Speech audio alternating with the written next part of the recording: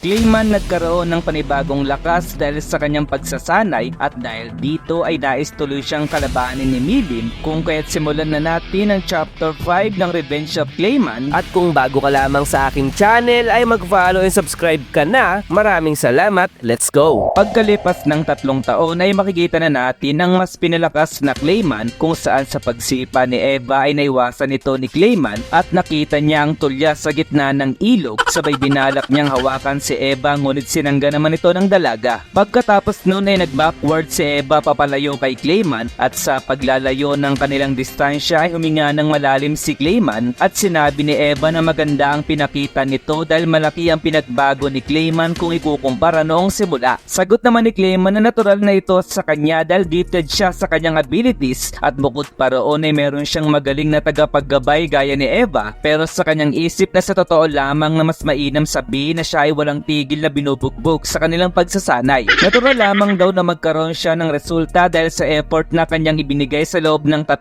taon at naalala na ano daw ang masasabi ni Eva sa pang-counter na kanyang naisip sa graphing technique nito dahil inalis niya ang kanyang damit para hindi na siya mahuli pa at sagot ni Eva na medyo cheap ang naisip ni Clayman at medyo hindi maganda sa paningin at niyaya na lamang niya itong uminom ng tsaa dahil sa panahon habang nagtsatsaa ay tanong ni Eva kung paano biglang bumilis ang paggalaw ni Clayman at sagot ni Clayman na sinabi daw kasi nila plus na gamitin niya ang lahat ng power na meron siya kung kaya't nakaisip siya ng idea na gamitin ang kanyang unique skill na manipulator sa kanyang sarili. Gamit daw ang kanyang ability ay magagawa niyang makita ang kanyang paggalaw at paggalaw ng kalaban mula sa taas na para bang meron siyang mata ng ibon sa taas at naisip niya sa mga oras na ito na bigyan ng pangalan ng kanyang technique bilang martial dance. Naisip niya sa mga sandaling ito na sobrang nahirapan siya sa training ni Eva pero dahil sa kanyang paghihirap ay nakagawa siya ng panibagong technique at kung gagamitin niya ng sabay ang magic perception at magic manipulation ay magagawa niyang makita ang lahat ng pag-atake sa lahat ng anggulo. Natatawa siya dahil minsan daw ay nakakatakot ang kanyang talent habang natuwa naman si Eva sa ginawa ng kanyang boss at tawang-tawa naman si Clayman sa papuri na kanyang natatanggap. Subalit biglang nabitak ang kanyang tasa na labis nilang pinagtakang dalawa at sa sumunod na sandali ay bigla na lamang sumabog ang kanilang pinto kung saan isang anino ang tumatawa habang sinasabi na narinig niyang may nakakainteresadong plano si Clayman ngayon. Dito ay nagpakita si Milim kung saan nakapanti na naman ang gaga at nang makita ito ni Clayman ay labis siyang nagulat at pagtatanong kung ano ang ginagawa ni Milim sa kanyang lugar. Tanong ni Clayman kung ano ang nangyari sa kanyang mga bantay at paano ito nakalagpas sa domain ni Adelman at sagot ni Milim na ito raw ba ang tinutukoy ni Clayman ng mga bantay at kung ang domain daw na tinutukoy ni Clayman ay yung lugar na mahamog ay wala itong silbi sa kanyang Milim ay or pwede nilang sabihin na masaya siyang binati ni Adelman sa kanyang pagpasok kung kaya't namura ni Clayman si Adelman dahil ano raw ba ang ginagawa nito. Sa isip ni Clayman na tamang walang silbi ang domain ni Adelman kay Milim dahil si Milim ang nilalang na kahit ang Orb of Domination ay hindi kayang kontrolin. Tanong ni Eva na kung gusto daw ba ng tsaa ni Milim at sagot ni Milim na oo naman at samahan mo na rin ito ng cookies. Habang kumakain ay tanong ni Clayman kung bakit biglang pumunta si Milim sa kanyang lugar dahil wala pa siyang nagagawang bagay na pwede niyang sabihin na interesting. Naisip niya na kahit sa 2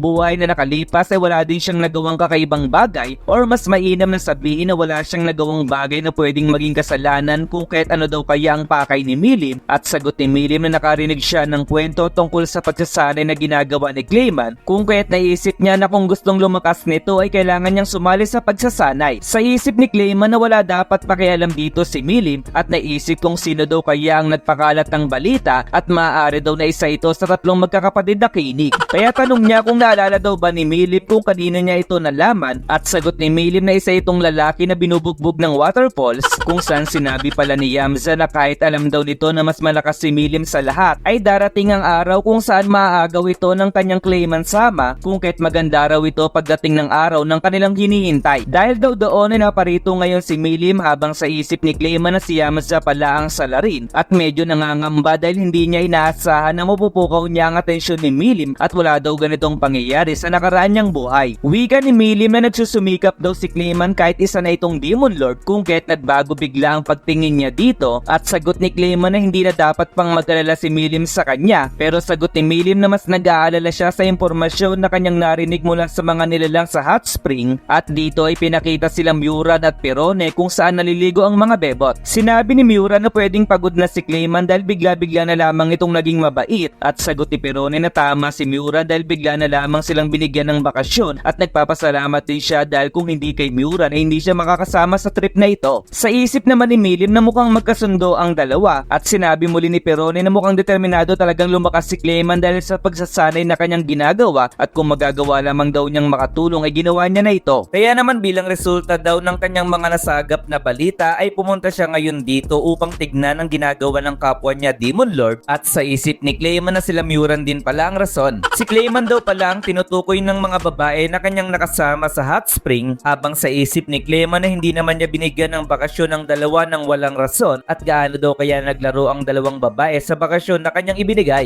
Biglang may narinig si Clayman na mga yabag sa sahig at sa pagpasok ng grupo nila Yamza ay sinabi nito na nakatanggap siya ng balita na dumating na si Demon Lord Milim sa kanilang lugar. Sagot ni Clayman kila Yamza na kayo pala at sagot ni Yamza na buti na lamang daw at hindi pa nagsisimula dahil nais daw talaga niyang makita ng sarili niyang mga mata ang skill na ipapakita ng kanyang Demon Lord Sama at ni Demon Lord Milim. Sagot naman ni Clayman na tumigil daw si Yamza dahil wala naman siyang balak makipaglaban pero naputo lang kanyang pagsasalita dahil biglang dumating ang magkakapatid na Koenig at kanilang sinabi na maganda na daw ngayon si Demon Lord Milim dahil ito na ang tamang oras para sila'y gumalaw at chinir pa nga si Clayman sa maganda nitong ipapakita. Sa isip ni Clayman na hindi maganda ang nangyayari dahil kung magpapatuloy ito ay siguradong hindi siya makakaiwas na labanan si Milim habang si Milim naman ay tumawa ng malakas dahil maganda raw ang gustong mangyari ng mga alagad ni Clayman sapagkat ipapakita niya raw ang lakas na kanyang itinatago. Sa isip ni Clayman na gaya ng kanyang inaasahan ay ganito ang magiging reaksyon ni Milim pero sariwa pa rin daw sa kanyang utak ang detalyadong pangyayari kung paano naglaban si Beldora at Milim at base sa kanyang nakita ay walang paraan upang manalo siya kay Milim kapag nilabanan niya ito. Natataranta na sa kakaisip si Clayman dahil ano raw kaya ang dapat niyang gawin at anong method ang kailangan niya upang malagpasan ang sitwasyon na ito. Habang sinusuportahan ng lahat si Clayman ay nasabi niya sa kanyang sarili na siya ay isang Demon Lord at ito ang tamang oras upang gamitin niya ang kanyang natatanging wisdom at sa kanyang paglingon ay napatingin siya sa cookies na natira ni Milim at biglang napatawa na siya namang pinagtaka ng Demon Lord na nakapanty. Kanyang sinabi sa lahat ng kanyang mga alagad na mukhang may hindi sila naiintindihan sapagkat si Milim daw ay isang bisita at bilang kapwa niya Demon Lord ito ay masasabi niyang sila ay magkaibigan. Nagulat si Milim sa kanyang narinig at sinabi muli ni Clayman na meron siyang natatanging skill na ayaw sana niyang ipakita at sagutin daw ni Milim ang kanyang tanong kung nais ba nitong matikman ng isang bagong lutong hopya na kasing laki daw ng kanyang hopya na siya mismong si Demon Lord Clayman ang gagawa. Habang si Milim ay napabilog na lamang ang mata, ganoon na din ang grupo ng mga kumag. Epektibo kaya ang gagawin ni Clayman na paraan kaya kita-kits na lamang tayo sa susunod na chapter. Goodbye!